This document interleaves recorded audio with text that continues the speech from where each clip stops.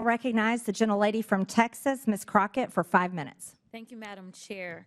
I just want to see if we can level set, because I don't know if people truly understand the point of USAID. First of all, can I just ask you really quickly, each of you, yes or no? Do you believe that soft power matters? Yes or no, Mr. Unger? Yes. Yes. Yes, absolutely. Okay, so for the American people, because I don't know that there's been a conversation about soft power, but soft power is basically our way of building diplomacy around the world. And so how we build that diplomacy probably looks different in every different administration. But the issue that I have right now is that some would argue that we've taken a butcher knife where we need a scalpel, or others would just say that we are throwing out the baby with the bathwater. But either way, we are not accomplishing our goal, because as it's been laid out, we have people that have gone hungry, we have people that have died. So let me try to make sure that people understand what it is that soft power is, which is building diplomacy. The next part of that I want you to understand, those of you that are watching, is that as members of Congress, we do have congressional oversight to the extent that we actually travel the world. We go, we sit down with world leaders, we talk to them about the programs that we have, we talk to them about trade. We also have an opportunity to go and visit and talk and see exactly how our dollars are being spent. And if you are a good member of Congress, you do that. And I do want to tell you about an experience in Africa, but I got to get through these other remarks. So if I have a chance, I'm going to tell you why I believe in this with my whole heart.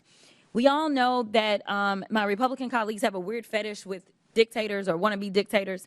So it should not come as a surprise that they're here attacking global democracy programs. For 6 decades, USAID has been vital in reducing global poverty and hunger, helping to resolve health threats like the Ebola outbreak, which reached Dallas, where I represent, in 2014, and countering regional threats from Russia and China.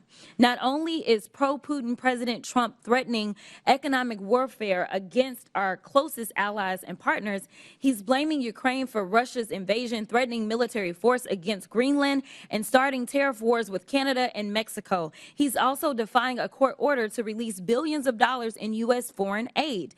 This committee should be providing oversight of the executive branch's illegal impoundment of federal funds. But we're here today so that the chairwoman can peddle new conspiracy theories about U.S. foreign aid. The dismantling of USAID is just another part of the Republicans' chaotic foreign policy and pro-dictator agenda. Republicans are turning their backs on American farmers who provide nearly half of USAID's global food assistance. I'm going to stop here really quickly, because I think what happens is that when the American people hear that we're sending out money, they believe that we're just dropping bags of money places. And that's not what we do. But let me tell you, China does.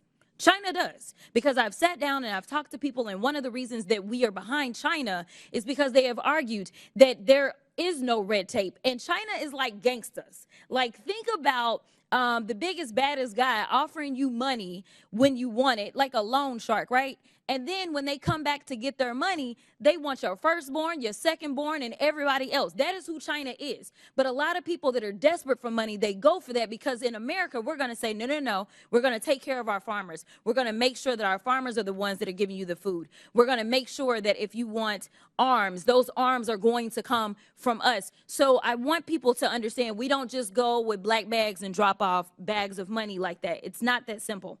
But I want to get to a couple of questions, because I know I'm running out of time. Mr. Unger, the chairwoman stated that, quote, the federal government has been sending billions after billions of dollars to push left-wing ideology, fund radical extremist groups, and usurp the will of the people abroad and here at home.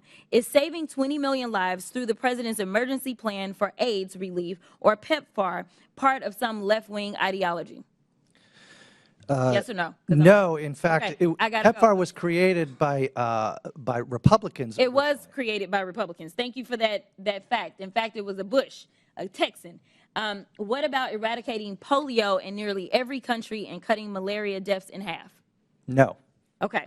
So here's the other thing, and I don't know if anybody knows the answer to this question. We have been talking about USAID and trying to pretend like it's the devil, but when we look at the numbers, is it 50% of our budget that goes to USAID, Mr. Unger?